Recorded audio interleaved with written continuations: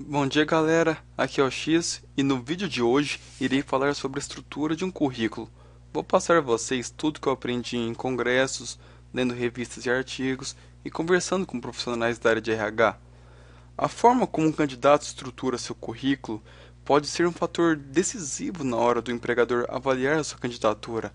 E dependendo da forma como o seu currículo é feito, ele pode ir parar no lixo ou em cima da mesa do presidente da empresa. A questão é que muitas pessoas não dão a importância necessária ao tema. Uma pesquisa feita em diversas empresas aqui no Brasil comprovou que a maior parte dos brasileiros não sabe escrever um currículo de forma adequada. E alguns de vocês devem estar pensando que estou exagerando e que mesmo que uma pessoa envie um currículo mal estruturado, ela poderá conseguir um emprego caso se destaque na entrevista individual ou na dinâmica em grupo. Sinto muito, mas isso não é verdade, pois caso a pessoa envie um currículo, mesmo que seja um pouquinho mal feito, ela dificilmente será convidada a fazer uma entrevista, pois a questão do currículo, as empresas recebem centenas de currículos e, caso tenha um probleminha, elas já descartam. E já quero deixar bem claro que não existe um modelo único de currículo. Se você procurar na internet, vai ver centenas de modelos, ou seja, não existe uma ABNT dos currículos, porém existem alguns consensos. Agora, depois dessa introduçãozinha, vou começar a falar mais especificadamente sobre o assunto. Primeiramente, vou abordar alguns pontos que não devem ser feitos em um currículo. Primeiro, um currículo não é uma autobibliografia. Tamanho não é documento. Foi uma palestra ministrada pelo CEO da FedEx. FedEx, para quem não conhece, é uma gigante dos correios nos Estados Unidos. E ele disse que o currículo que ele entregou tinha apenas uma página e que o ideal é ficar entre uma página a no máximo duas páginas. Jamais passe desse limite. Um currículo é um resumo da história escolar e profissional de um candidato a emprego. É simplesmente uma breve lista. Segundo, não coloque a pretensão salarial, pois isso será discutido durante a entrevista. Terceiro, o maior erro de todos é cometer erros de gramática. Então leia, releia e peça para alguém reler com você. Chama um familiar, um amigo, qualquer pessoa. Quarto, a fonte deve ser Times New Roman ou Arial tamanho 12. Uma pesquisa comprovou que utilizar fonte diferente dessas diminui a chance de contratação em até 30%, e usar ferramentas como WordArt diminui em exatamente 100%. Para quem não sabe, WordArt, essa ferramenta aqui do Word, bem vilena, dessas letrinhas tal, diferentes tal. Quinto, policie os seus perfis em redes sociais, Twitter, Facebook, Orkut, pois os avaliadores não vão sair procurando familiar seu, amigo seu, para descobrir como que você é. Eles fazem de uma maneira bem mais sutil. Eles procuram nessas redes sociais o seu perfil e tal, e caso eles descubram que você tem em suas opções curtir, ou você faz parte de comunidades como Eu Odeio Meu Chefe, ou Eu Odeio Segunda-feira, eles vão tirar conclusões negativas sobre você e dificilmente virão a contratá-lo. É, Sexto, não coloque foto no currículo. Sétimo, não seja excessivamente humilde. Você tem que estar ciente que os funcionários encarregados de analisar os currículos utilizam um sistema muito comum em RH, que é o chamado Sistema de Redução de Exageros. Vou exemplificar para você esse sistema. Por exemplo, caso você coloque que tem conhecimento básico do pacote Office, Windows Office, eles vão pensar que você não sabe nada do Office, ou até mesmo que tem dificuldade de ligar um computador. Então, coloca pelo menos o intermediário. Sétimo, não liste características pessoais. Esse não é o momento. Você não pode sair escrevendo que é esforçado, trabalhador, tal, etc. E esperar que o avaliador simplesmente acredite, pois isso pega mal. Ele não apenas vai talvez duvidar do que você está falando, ele vai te considerar miguelo. Oitavo, não apenas imprima seu currículo e entregue. Além de entregar a versão física, você deve enviar um e-mail com o seu currículo em anexo. E no campo assunto, você deve colocar o cargo que você está se candidatando.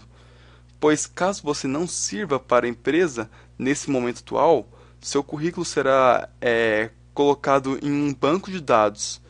E é muito comum surgir novas vagas, pois a rotatividade é muito grande e tal.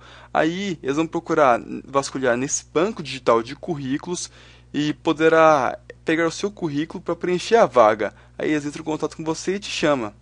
Caso vocês enviem o seu currículo só na versão física, não em via digital, o que vai acontecer é que ele vai parar em um banco de dados assim, um arquivo cheio de currículos, e dificilmente alguém vai mexer nisso para procurar currículo. Eles normalmente só utilizam o digital, pois é bem mais fácil pesquisar lá.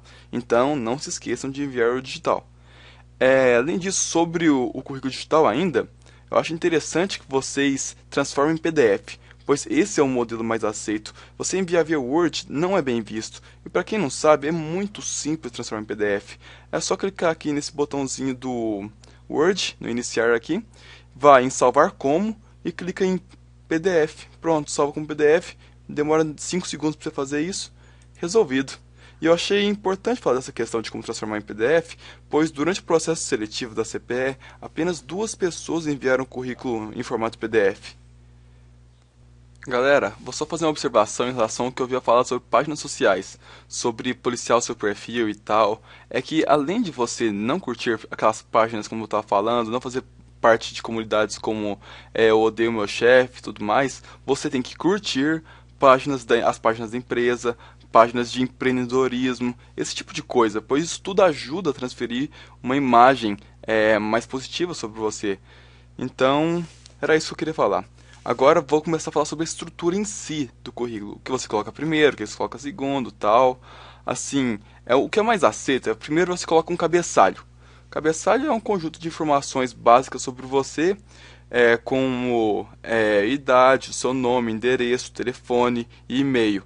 A idade deve ser colocada, mas muita gente esquece. Tem que colocar ela, pois as empresas têm preferências por certas faixas etárias. Se a pessoa tem 50, 60 anos, a empresa não vai querer, provavelmente. E se ela tem 20, 25, 27 anos, ela se interessa mais. E lembre de colocar os anos que a pessoa tem. Não coloque, por exemplo, nascido em 1987. Isso aí complica, é bem mais difícil calcular a idade com isso. Aí você já irrita o avaliador de início. Então, era isso. Agora, falando depois dessa parte do cabeçalho, que é um conjunto de informações básicas, você coloca os objetivos. Qual é o seu objetivo? Qual é o cargo que você está pleiteando?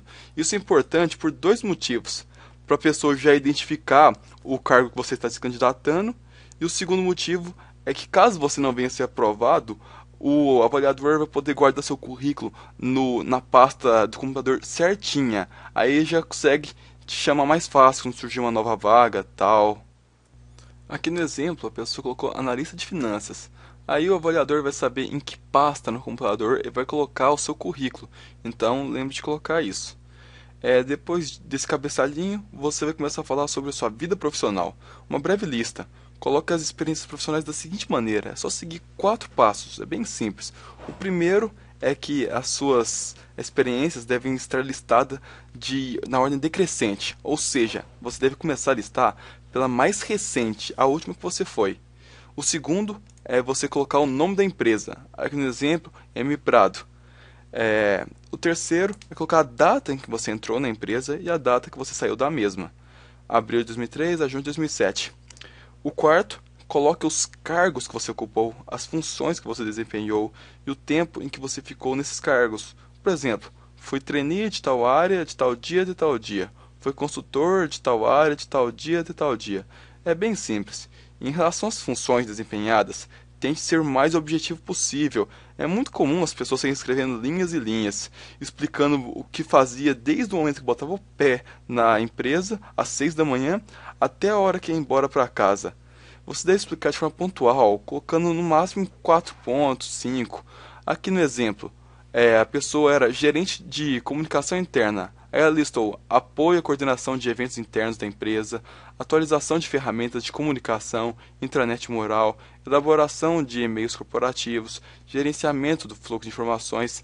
Tá bem simples de ver, bem fácil de entender o que a pessoa fazia. Após você listar suas experiências profissionais e tudo mais, você vai falar a sua formação acadêmica. Nesse campo, você cita primeiramente a sua escolaridade, colocando se é superior completo, ensino médio completo e tal. e você deve citar a instituição acadêmica onde você se formou, com a data de conclusão e tal. E caso você tenha um superior incompleto, você vai lá, coloca a previsão de conclusão, como está aqui no exemplo, graduação em andamento em relações internacionais, UFO, sexto período, conclusão prevista para 2012.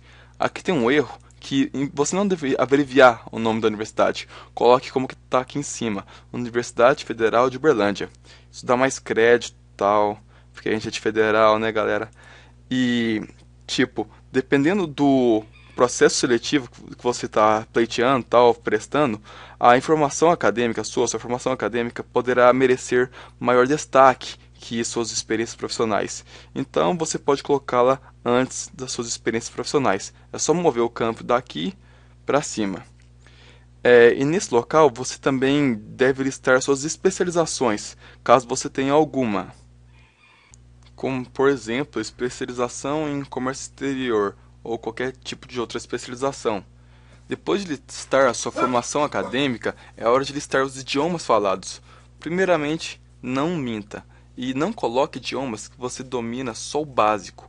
Isso eu posso garantir, pois você acha que com o francês, por exemplo, no francês básico, você vai ser capaz de comunicar com um fornecedor da França que só fala francês rapidamente? E o funcionário responsável por te entrevistar com certeza será fluente nas línguas listadas no anúncio de emprego que ele requer tal. E ele vai fazer perguntas complexas para ter certeza que você domina o idioma. Então, para não pagar mico e tudo mais, evite fazer isso. E além disso, o avaliador aplicará o sistema de redução de exagero caso você coloque inglês básico e tal. E concluirá que tudo que você sabe falar em inglês se resume a the book is on the table. Então, só coloque um idioma caso você esteja pelo menos no nível intermediário.